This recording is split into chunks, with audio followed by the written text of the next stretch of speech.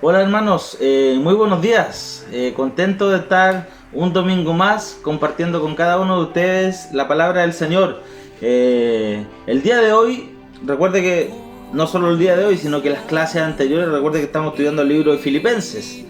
Ya vamos en el capítulo 3. Hoy día vamos a dar lectura Filipenses capítulo 3 del versículo 1 al 10.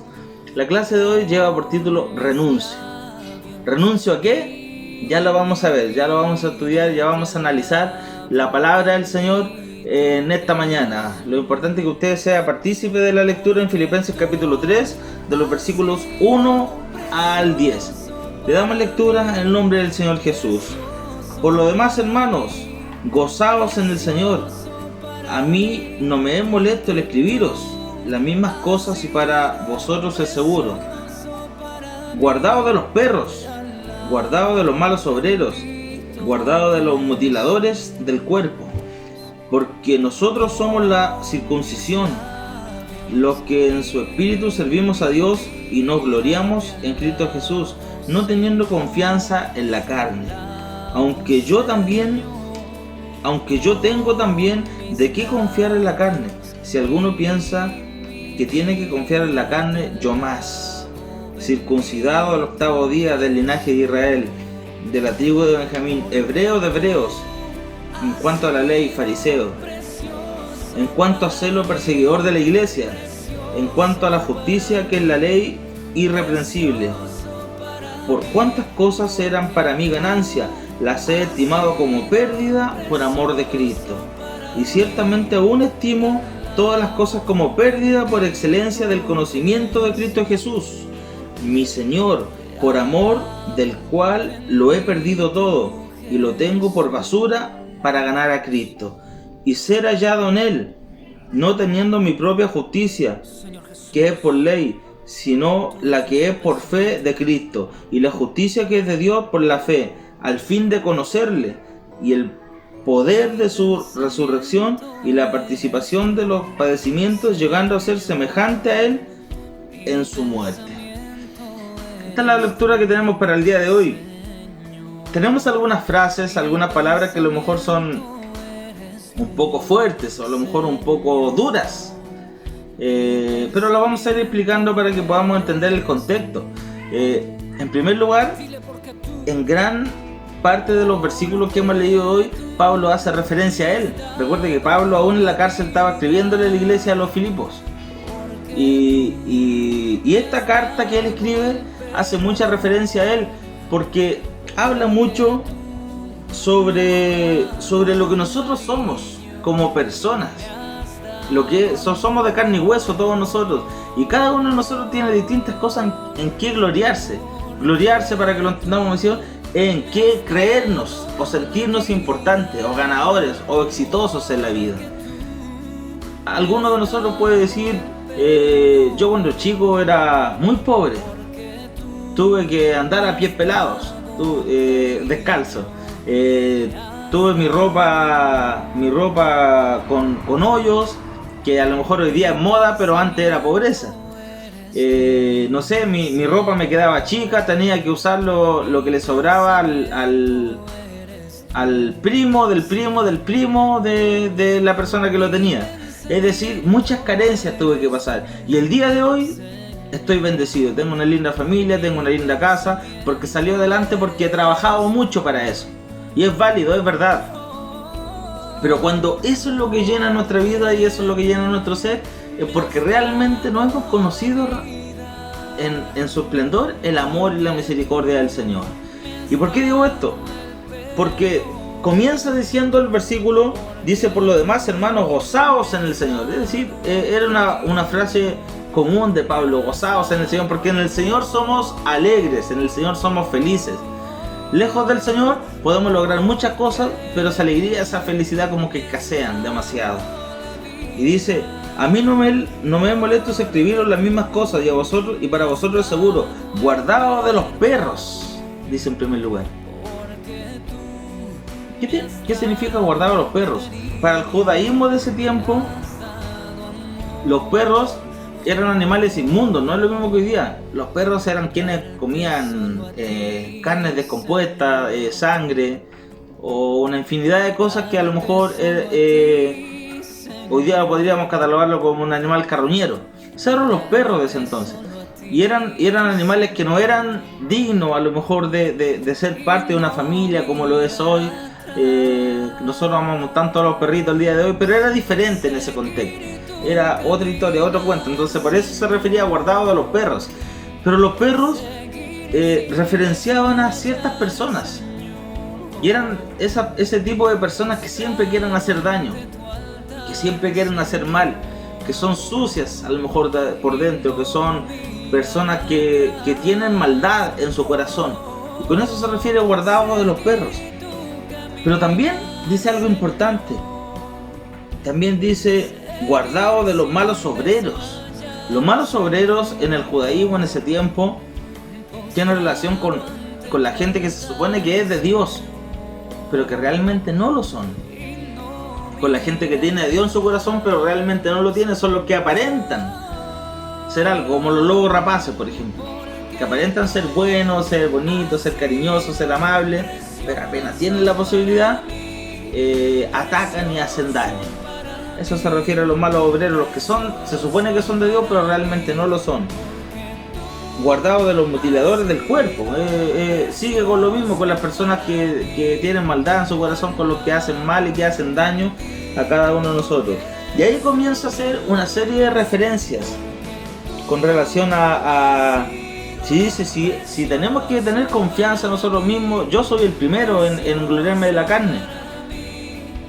En otras palabras voy a decir todo lo que dice aquí. Pablo hizo muchas cosas, pero Pablo era una persona que hablaba muchos idiomas, una persona que recorría el mundo, una persona que podía ganarse al lado de cualquiera y poder conversar de cualquier tema. Era una persona muy intelectual, muy preparada, muy capaz. Pero cuando llegó el momento de conocer a Cristo, su vida cambió, pero cambió en ciertos aspectos. Cambió en que, si bien no es menor, era perseguidor de la iglesia y pasó a ser un predicador de Cristo. Pero en ese proceso, en ese lapsus, él siguió siendo igual de sabio como lo era. Las mismas capacidades que tenía antes también las tenía ahora para ponerlas en acción por la obra de Dios. Y entonces comienza a decir, si hay que gloriarse por algo, si hay que decir yo hice esto, yo hice esto otro, yo podría decir muchas cosas, pero no es lo importante, no es el fin. ¿Y qué pasa con esto? Llegamos al punto acá que se habla de la salvación. Cuando hablamos de la salvación, inmediatamente viene a nuestra mente ¿y a qué es la salvación? O sea, la ganamos, la perdemos, estamos ahí, no estamos ahí, la vamos a obtener, no la vamos a obtener. O cuando alguien fallece, cuando alguien ya se va de nuestra tierra, más de alguno de ustedes habrá hecho la pregunta alguna vez: ¿habrá sido salvo o no? ¿Se habrá salvado o no? Y son interrogantes, son preguntas que no nos corresponden a nosotros responder. Y Pablo atacaba un poco esto y exhortaba a la iglesia de Filipenses diciendo que no era la forma, no era lo importante de hablar de la salvación. Y por eso decía que se guardaran de los perros, se guardaran de los malos obreros, de los mutiladores, porque venían a jactarse, a decir yo he hecho esto, todo otro, y venían a creerse un poco el cuento y decir que Dios está conmigo, que Dios me acompaña, que Dios es el que me guía, Dios hace todas las cosas. Pero eso es una mentira. Eso es una mentira, porque sabemos que el que mal obra, no obra mal por Dios, sino que Dios no es el que lo guía ni el que lo dirige, es otra persona. Y entonces en ese sentido Pablo decía, si hay que sentirse confiado, glorificado. Ya yo tenía distintas cosas que podía hacer y podría decir, yo por todo lo que he hecho soy salvo. Pero Pablo instauró en la iglesia de Filipenses y en muchas otras más que la salvación no era por mis obras, no era por mis capacidades, no era por mis propios medios, sino que la salvación era por gracia, y gracia del Señor Jesucristo. Es un regalo inmerecido que usted y yo recibimos, como dice la palabra, como dice la definición, sin haberlo merecido. Y por cierto, dice el versículo 8, y ciertamente aún estimo todas las cosas como pérdida por la excelencia del conocimiento de Cristo Jesús, mi Señor, por amor del cual lo he perdido todo y lo tengo todo por basura para ganar a Cristo. Esto es tremendo. Esto es una frase célebre del apóstol Pablo. Dice: lo he dejado todo por ganar a Cristo, por amor a Cristo, por la obra. Siempre habla de esa forma: por amor a Cristo, por la obra. Y la verdad es que cuando nosotros pensamos en nosotros mismos, la verdad es que estamos lejos de eso. Nos importa mucho el qué dirán muchas veces, o nos importa mucho a lo mejor cómo vamos a llegar a fin de mes. Nos importa mucho qué ropa vamos a vestir o qué vehículo vamos a tener. Nos importa mucho dónde vamos a vivir. Y no estoy diciendo que eso es malo y es pecado, no. Pero cuando esas cosas son las que invaden nuestra vida, cuando nuestra vida se basa en lo que somos materialmente, lamentablemente nos alejamos de Cristo. Y no tenemos por ganancia lo que es estar en Cristo. Y hago el ejemplo práctico. Muchas veces no consideramos importante a lo mejor orar antes de dormir. O a veces no consideramos importante asistir a la iglesia porque la próxima semana podemos venir. Pero sí consideramos importante que no podemos faltar al trabajo, porque ¿qué pasa cuando faltamos un día al trabajo? Normalmente nos descuentan ese día, ¿cierto? Y los que ganan, aquí me van a entender, sobre todo los trabajadores agrícolas, que los que ganan la semana corrida, pierden la semana corrida. Entonces duele muchísimo faltar un día al trabajo. Pero fallarle a Dios un día no nos duele, porque no estamos viendo por ganancia lo que es la obra del Señor. No estamos viendo como importante lo que se refiere a servir a Cristo, lo que significa el regalo inmerecido de la salvación, de la vida eterna, de estar con Cristo un día en el reino de los cielos. Lo estamos viendo como algo más normal, más simple, más básico. Y es lo que Dios no quiere en esta hora.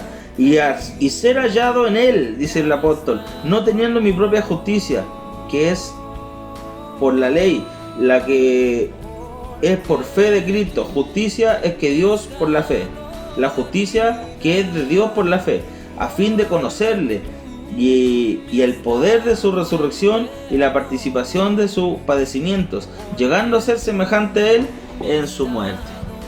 Bueno, todo lo que queremos enlazar y todo lo que queremos resumir en lo que estamos hablando hoy día es simplemente que debemos renunciar a muchas cosas que hay en nuestra vida.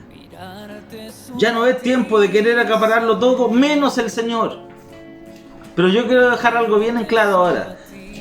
Dios no es compatible con las demás cosas.